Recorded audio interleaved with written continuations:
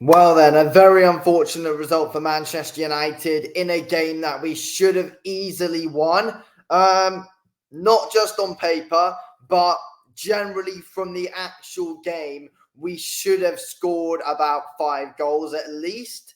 Yeah, look, there's positives to take out of the game with the way we played, but the fact that we can't score goals is bloody worrying. That's the thing. And well, I mean, we scored like 3 against Southampton and 7 against Barnsley, and then we go into this game and we can't score a bloody thing. Also, why is Ten Hag taking Joshua Zirkzee off? Like, Joshua Zirkzee was the player in our team who was getting into the best possible positions, good link-up play throughout the game, and Zirkzee comes off. Like, that's such a dumbass move from Eric Ten Hag to take Joshua Zirkzee off. It's not a good tactical change at all.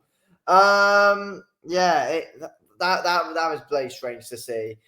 I actually thought Rashford should have started today. The moment Rashford actually starts playing well, he doesn't actually even start, which is very bloody strange in my opinion. Yeah, it's very disappointing that we didn't win that game today because we should have and we could have easily won. We bottled it in that sense. Like we actually did bottle a win in that sense because that was our game. That was our game to win, and we didn't take our chances properly, which was an absolute joke. I thought Garnacho was pretty good today on the wings. He was creating. He had a few opportunities. He bloody hit the bar as well. Diallo was pretty decent throughout the game. Mainu and Eriksen, I thought, were very strong in that midfield. We dominated that midfield battle today with Mainu and Eriksen. That was bloody fantastic. I think Eriksen's really starting to pick up his form. Bruno's just inconsistent a lot. We can have some good moments from him, but other moments we can have such poor moments from Bruno.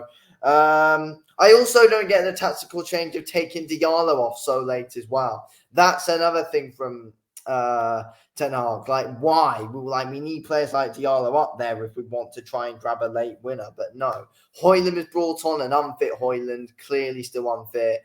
I don't even know why he was around the squad today. Just didn't look right at all. We only made 2 subs as well, Rashford and Højlund, but I just don't get those changes. I really don't get those changes at all. Very, very strange stuff. Sorry, we made more than 2 subs. We brought Agate on as well for Eriksen. But yeah, just in general, I think it could have been way better for us and we could have scored more goals today. That was Manchester United's game to win, and we didn't take our chances. We did not take our chances in that game. Onana was played fantastic. The double save he made as well in that second half was absolutely unbloody believable. Onana's playing so bloody well at the moment. It's so bloody good to see. Andre Onana doing his thing, making some really important saves for us today. He was fantastic all game. He's man of the match, definitely. Yeah, I just think, defensively we're good. Today we were good defensively, and Onana was great in goal. I thought De Ligt made some very promising challenges today. Martinez was very promising as well. Mazraoui was good on the ball, trying to create as well, but he was very good at winning about 50-50 challenges. Mazraoui, same as Dalot. But yeah, overall, we just should have done more up front. Players like Bruno should be doing more, in my opinion. He really should. I thought Dalot was good at creating chances today. Mazraoui was good at creating chances today. We just didn't get enough. We just didn't get enough up top. And why we took Zirkzee off, I don't know. I mean, no, to be fair, we were creating chances well throughout. Bruno just was a bit of a weak link in the game, in my opinion, and should have done more. But Garnacho and Diallo were creating. Zirkzee was quite unlucky a good few times, especially in that first half as well.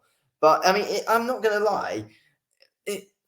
I just feel like as soon as we took Christian Eriksen off the pitch, we were awful, to be fair, and Palace were coming at us later on in the game when we took Eriksen off. I thought Eriksen really kept us stable in that midfield alongside Kobbie Mainoo, and from now, that should bloody 100% be the the centre midfield pairing. 100%. Eriksen's playing well. Had a good game against Barnsley. Had a good game today. Let's keep Eriksen going in this team.